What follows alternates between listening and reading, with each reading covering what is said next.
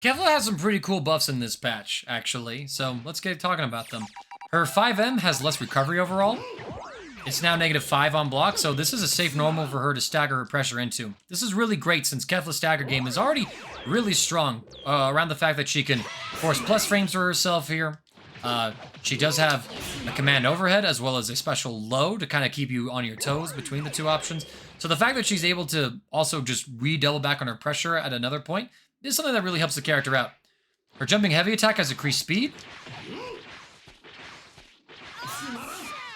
11 frame startup, but I don't think it's quite the... Not sure what sort of intended purpose this is. KEFLA mains, if you're out there somehow watching this, let me know what you think about this change.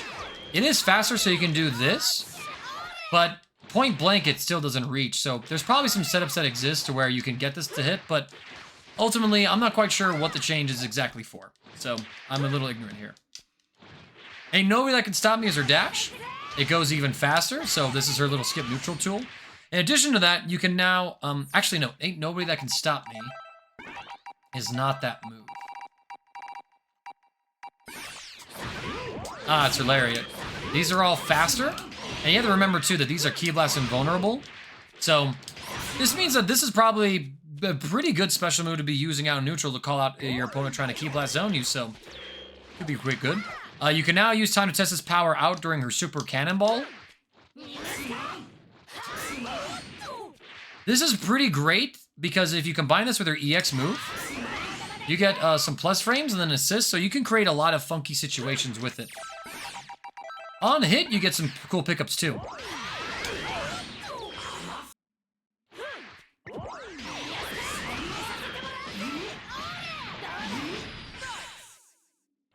So there's definitely some quality of life things that KEFLA really enjoys overall.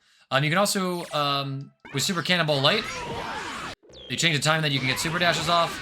It doesn't work mid-screen. It does work in the corner, so that might be something to appreciate there. Ultimately, some small quality of life things that KEFLA certainly does appreciate. We're out to see how she fares up because, again, with the nerf to all the fusion characters, she's sort of been one, like a character that's been really strong. It's just that how high the other characters were, Vegito, Gogetas, and Labcoat were, you just really couldn't find a place to fit her on a team. There might be some spots for her now, so I think KEFLA players are going to enjoy this patch.